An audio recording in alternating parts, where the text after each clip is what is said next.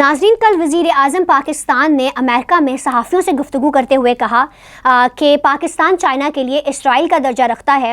और दूसरी तरफ अगर हम इमरान खान साहब को देखें तो जब वो वज़ीर आज़म थे तो उन्होंने इसी UN के इजलास में खड़े होकर हमेशा से बात जो है वो स्टार्ट की है ला इलाहा इल्लल्लाह से। यहाँ पर मेरे ज़ुबान से सिर्फ यही अल्फाज निकल रहे हैं कि या अल्लाह आखिर हम कहाँ आकर खड़े हो गए हैं। इसके साथ साथ हम इस वीडियो में आपको ये भी बताएंगे कि कैसे सऊदी अरब जो है वो इसराइल के साथ अपनी जो ताल्लुकात हैं उनकी तैयारियां कर रहा है और मोहम्मद बिन सलमान ने क्या कहा। और इसके साथ साथ हम आपको ये भी बताएंगे कि आखिरकार हमारे वज़ीर आज़म ने ये बात क्यों कही कि पाकिस्तान जो है वो चाइना के लिए इसराइल का दर्जा रखता है। नाज़रीन, निगरान वज़ीर आज़म अनवारुल हक काकड़ आजकल अमेरिका गए हुए हैं और वो UN के जनरल इजलास से ख़िताब भी करेंगे।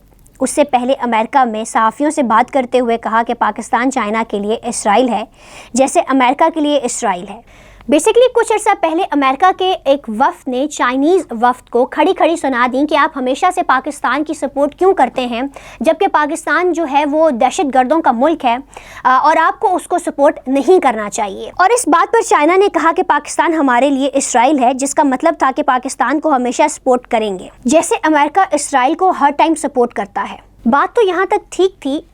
इसको अगर हम बात के लिहाज से देखें, कहने के लिहाज से देखें तो कहीं हद तक इसको तस्लीम किया जा सकता है। लेकिन बात यहाँ ये आती है कि इतने बड़े फार्म पर जहाँ पर आपको और बहुत सारे मसाइल को उजागर करना चाहिए और आप इस बात को लेकर आ रहे हैं कि हम अपने आप को एक ऐसे मुल्क के साथ कंपेयर करें जिसको हम मुल्क तस्लीम ही नहीं करते, उसको हम शुरू से यही कहते हैं कि वो मुसलमानों पर जुल्म करता है और उसकी बात लेकर जाकर हम इतने बड़े फार्म पर कर रहे हैं। तो मेरा नहीं ख्याल कि ये बात वहाँ पर जाके करनी चाहिए थी और करनी भी मतलब हमारे वज़ीर आज़म ने की है। एक पाकिस्तान के मतलब एक मुल्क को आप रिप्रेजेंट कर रहे हो और मुल्क भी वो इस्लामिक मुल्क जिसको आप प्रेजेंट कर रहे हो और वापस आप अपने आप को कंपेयर भी एक ऐसे मुल्क के साथ कर रहे हो जिसमें मुसलमानों के साथ इतना जुल्म हो रहा है। तो इस बात को देखना चाहिए था कि अगर आप लाजमी नहीं है कि आप हर उस बात को जाके प्रेजेंट करें जो नहीं करनी चाहिए। अगर आप कुछ अच्छा नहीं बोल सकते तो मेरा ख्याल है कि आपको खामोश रहना चाहिए और खामोश रहकर ही आप अपने आप को जो है वो इज़्ज़त दिलवा सकते हैं।